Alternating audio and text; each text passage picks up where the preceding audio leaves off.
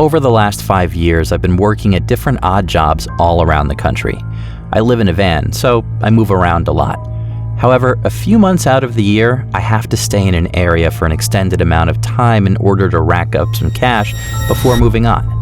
At this time, I was staying in the Mideast portion of Utah and had taken up a job at a gas station. It was located on a road that was really only used by locals to go in and out of state without having to deal with the highway traffic. There was nothing else on this route. It was simply a road with a lone gas station for the occasional driver to fill up at. That's kind of why it was perfect for me though, because the location didn't matter. Since I lived in a van, I could easily stay out there for an extended amount of time and work. Anyway, I'd been there for a bit over a month, and up to this point, I was still working random shifts. This day, I was working from 10 p.m. to 6 a.m. It was really not a special night by any means. There were no customers aside from a few stopping by the pumps, and not much to do as far as stocking or anything. I was mostly standing around on my phone or pacing around the store and making the shelves look nice. Then at 1 a.m., a customer pulled into the station, parking in one of the few spaces right in front of the door.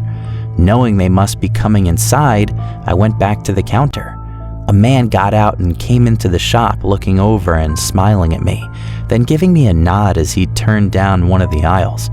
He started whistling as he looked at a couple of things, picking them up and putting them back, then continuing down the aisle and repeating this. I wasn't sure if he was just taking a break from driving or if he actually needed something, but the items he was picking up and looking at were all different, and he didn't actually seem interested in buying them. Then he abruptly stopped whistling, walked over to the door, and left. I didn't think he stole anything, but it was strange. He got into his car and started moving around, reaching into his back seat before back out of his car and coming into the shop again.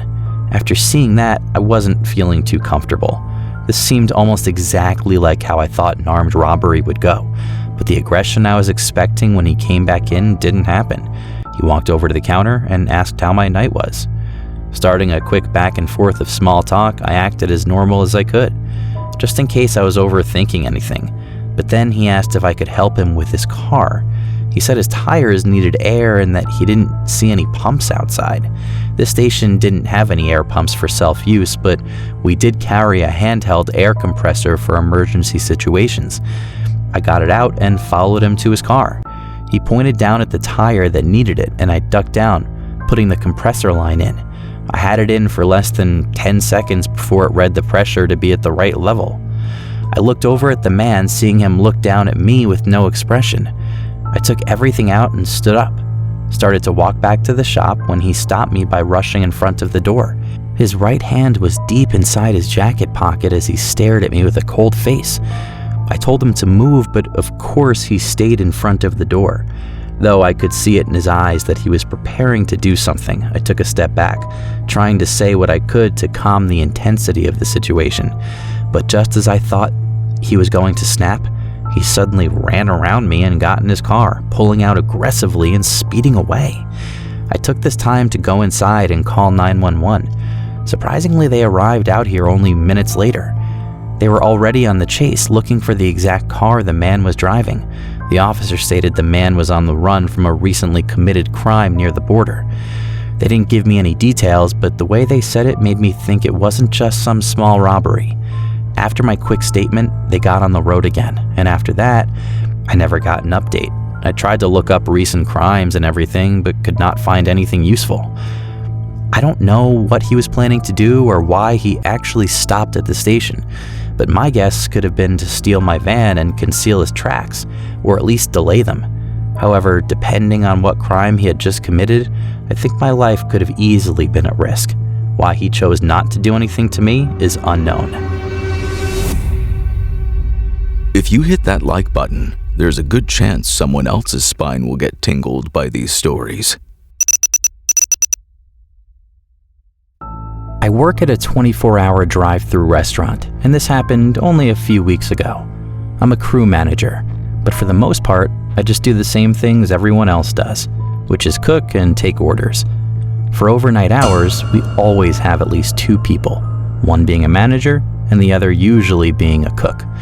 On this night, The cook had called in sick, and when I called the others to see if they could cover a shift, none of them said they could. So by 12 a.m., I was the only worker there. Usually the restaurant doesn't get busy overnight, and more employees come in at 4 a.m., so it wasn't an entire shift alone. But it still meant that for 4 hours, I had to do everything myself. I left my headset on in case someone came to the drive-thru, then started working on the tasks I had for the night.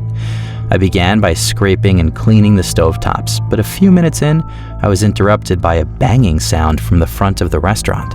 I walked down and looked over the counter, seeing a man standing at the front door and banging on it. Then he pressed his face against the glass and looked inside, scanning the whole room before his eyes set on me.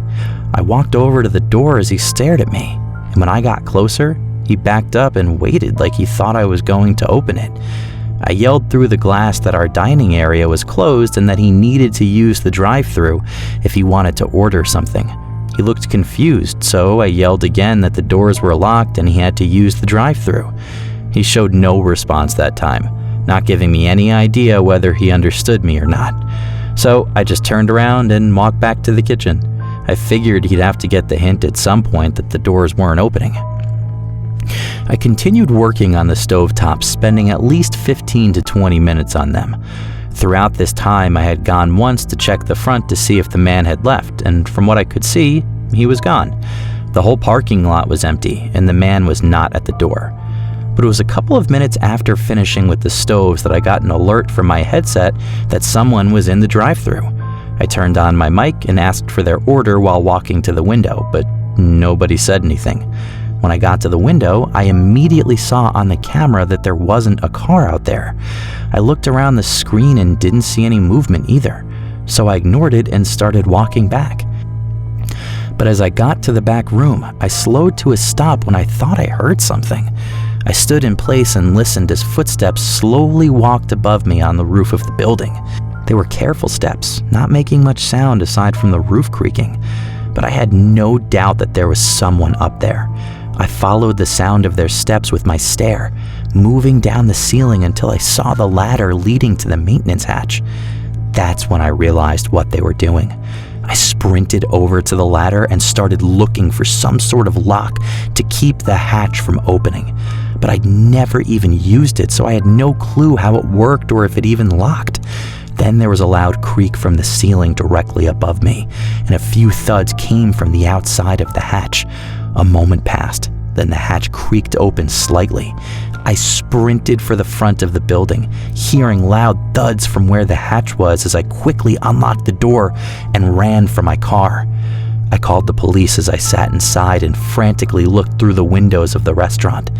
While on the phone, I saw a shadow moving by the front counter. Then a man appeared, standing in the far back of the restaurant but was looking in my direction.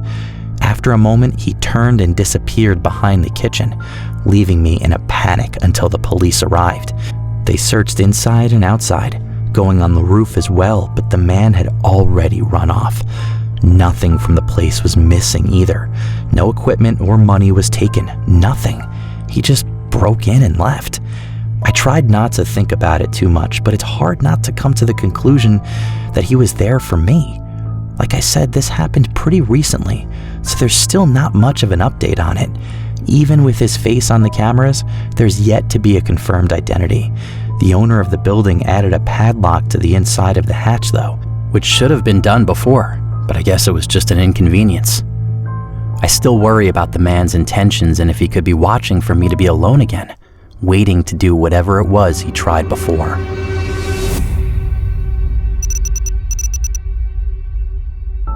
I spent a lot of my spare nights doing deliveries for DoorDash.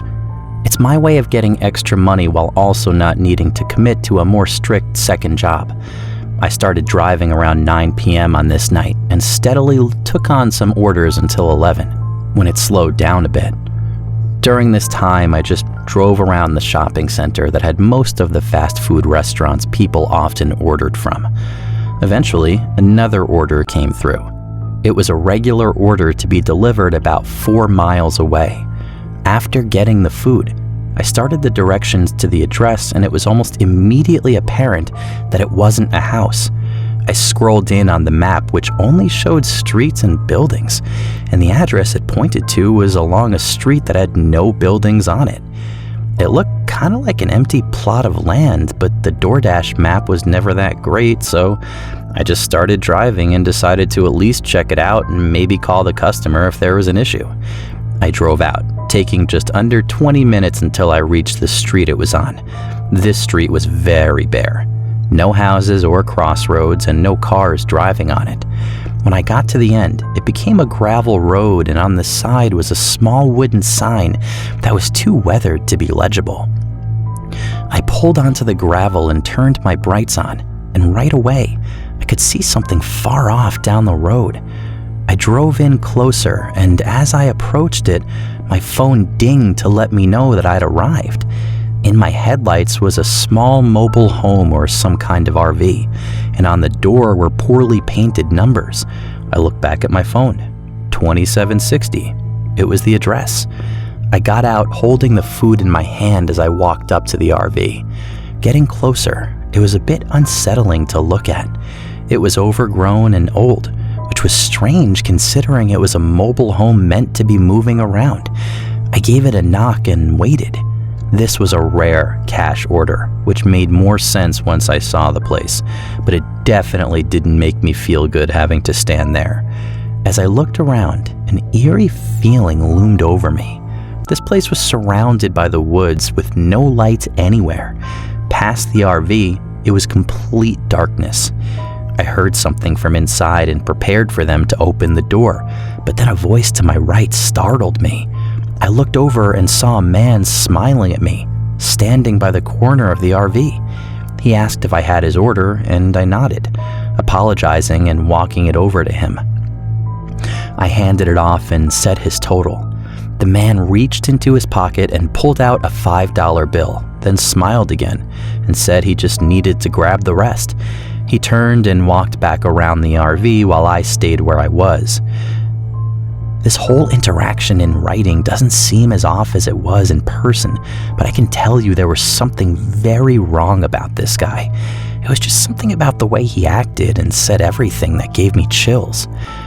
I waited for a minute or so before getting more nervous and looking around the corner to see where he went. In the distance, I saw a figure standing by what looked like the dark outline of a shed. They were not walking. They were just standing there. As the fear grew inside me, my head jolted around, hearing the door to the RV opening.